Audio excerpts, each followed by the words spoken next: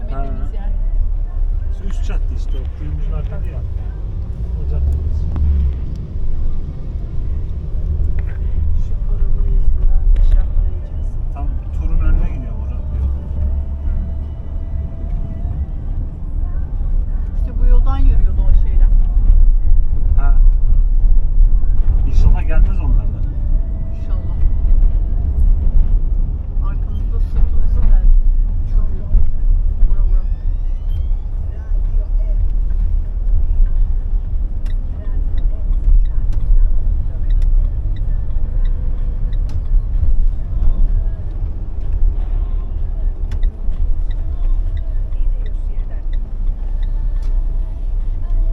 Here is the agency. Here. Ha? Agency. Agency. Agency ne demek ya? And, Agency. and Ha? from here. We wait start. here. We are going. Okay. Oh, okay. Ne diyor? Agent burada bekleyeceksiniz diyor. Anne inanmıyor. Ajans buradan beklemişiz. Another driver will take us from here. Şey işte yani. No one. Okay, I'll help you guys. So this guy, his name is Josip Broz Tito. Buradaki elemanın Yeah, so you guys heard about Tito, right? So I never heard of. come on. If you walk around the old town, you see his picture on the souvenirs everywhere. So Yıllarda görürsünüz diyor. Böyle dediğiniz So- eşyalarda falan da adamın. Tito was first the general of the partisan army, then later became the leader of the second Yugoslavia, the socialist one, but later. Bu eleman başta işte meclisin başında gibi bir şeymiş. Daha sonra anladığım kadarıyla ikinci Yugoslavya İkinci de de şey olmuş. Başkanı olmuş. And- Aynen başkan olmuş. Meclis başkanı gibi bir şey olmuş. Başkanı. Now, the Second World War ended, and this is where the trouble really started to the first Yugoslavia. You need Yugoslavya'da yönetimle ilgili problem çıktı. you need to understand that here where we live, we have lots of ethnic, religious, and national groups living together. Diyor ki hem Çok fazla farklı aynen görüşlü çok insanlar dini yan görüşlü yana. görüşler. And to make sure that a country like Yugoslavia functions, you need to make sure that these different groups of people get along. Diyor ki Yugoslavya gibi bir yerde bu kadar karışık fonksiyonlar varken diyor insanların birbiriyle anlaştığına emin olmamız gerekiyor. And well, after the Second World War, this was a bit of a problem, because during that war, there were lots of war crimes committed between these different types of groups of people, and they didn't want to live with each other, let alone work together. Birbirlerine karşı çok savaş suçu işlemiş diyor. Birbirleriyle çalışıp bir şey yapıyor. So this Yugoslavia had a really big problem. Yugoslavya'da da bu büyük bir problem oldu diyor. And this is where a man you guys I just mentioned called Josip Broz Tito comes to these people and he offers solutions. Ha, Yossi'de diyor ki geliyor işte problemler buluyor bu insanlar. İşte halk kahramanı gibi bir tip benim anladığım. Halk kahramanı. The first thing he says is we should recreate this country from a monarchy to a socialist one. And then the second thing he says was to introduce something called the Yugoslav identity in our people. Diyor ki ilk sunduğu ilk çözüm işte şeymiş, monarşiden tek adam yönetiminden işte sosyalist bir yönetime geçmek ya da bu millete ulusal bir kimlik kazandırmak. İşte Yugoslavız biz falan gibi. And well, what does a Yugoslav mean? In our language, Yugo means south and Slav means Slav. Yugoslav da şey sonradan üretme bir kelime gibi bir sözcük yani Slav kendini Slav tanımlayan gibi bir şey anlamına geliyor benim anladığım. And this means that from the 1950s to the 1980s, every child in Yugoslavian schools was taught that they were all Yugoslavs, that they look the same, that they talk the same, that they have the same language, and if they're so similar, why don't they get along? And this is what it means to be a Yugoslav. Very simple. Ve işte şey televizyondan, eğitim kitaplarından çocukları eğiterek işte biz Yugoslavız falan diyerek onlara bu bilinci falan öğretiyorlar. Hepsi de şey milli bilinç kazanıyor. İşte bizim Cumhuriyet döneminde yapıldı ya. Evet. Onun gibi. And basically, thanks to the leadership of Josip Broz Tito, the second Yugoslavia was a pretty solid country to live at the time. Ya ikinci Yugoslavya devleti ilk kurulumuna göre daha düzgün bir şey oldu.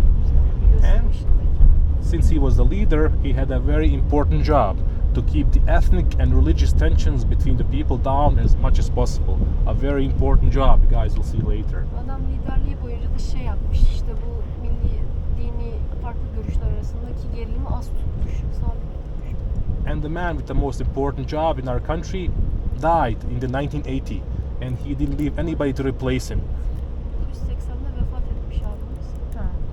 Yerine başka biri gelmiş. And Gelmemiş tamam. since he didn't leave anybody to replace him, the leadership fell to the level of power below him on the state level called the parliament. And this parliament only had 6 members, 6 presidents. So the thing is, Gibi abi gittikten sonra değişiklik olmuş. Parlamento People- değişiyormuş, güç bölüşmüş. Parlamentoya. always ask us, how can you guys have the leader and then the presidents? It doesn't make sense.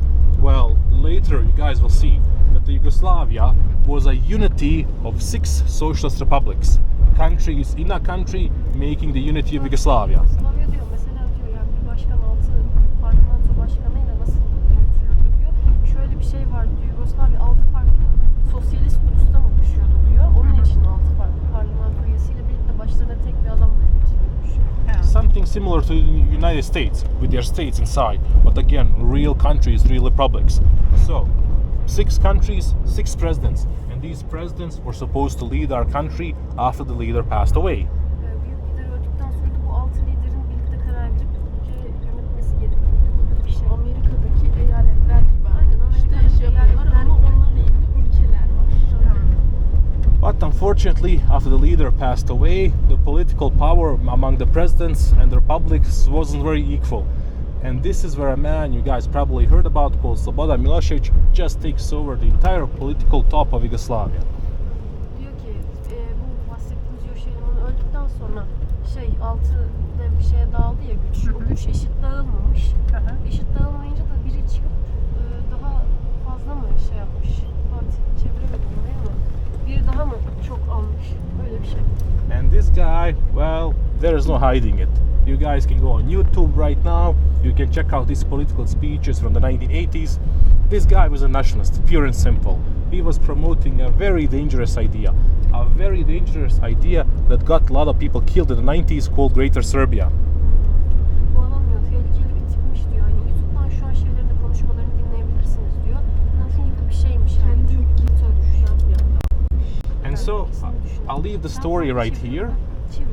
because we are at Yellow Fortress. So I'll give you guys a couple of minutes to see the view. You guys see the view. I'll continue the story once you finish. Please be careful up there. There's no fence. Don't fall. We can go on the edge. Just be careful. Diyor. Ben orada size gezin anlatacağım diyor. Tam %100 doğru çevirememiş olabilirim. Ondan sonra Wikipedia'dan biraz daha okurum. Evde temize çekerim. Olduğu kadar hani. Точно, мотать. Şu an bile bence çok iyi gidiyorum ben. Normalde hiç beceremem yani. Just Sen onun diline yakın cevaplar versen bana yeter. Okay, Duyamadığım guys, yerde we'll exit sallıyorum. here. O kısımda Fatih'in söylediği çok Burada iniyormuş. Tamam. Cię Boga. Fatih sen geç. Yeah, you can leave it there, no problem. Okay.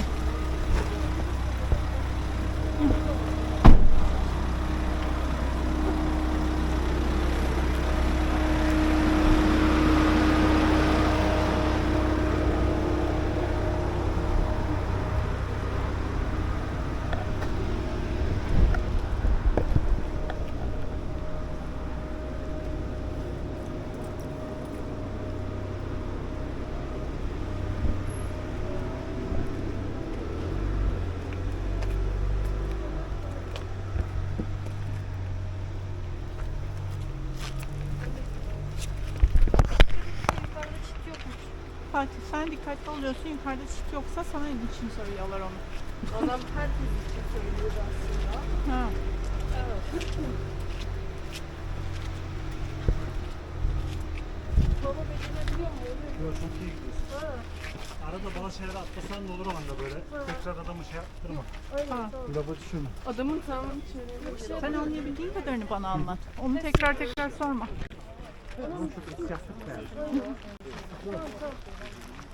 Abla o şey. Anlamadığın şeyi burayı tam anlamadım. Geçeriz falan ya.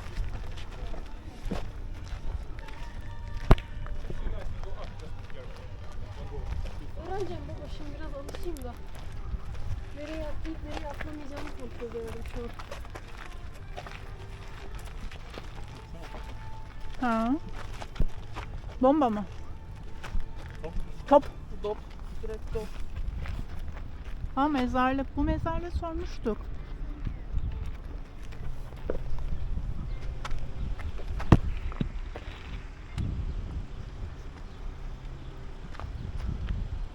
Manzara çok güzel.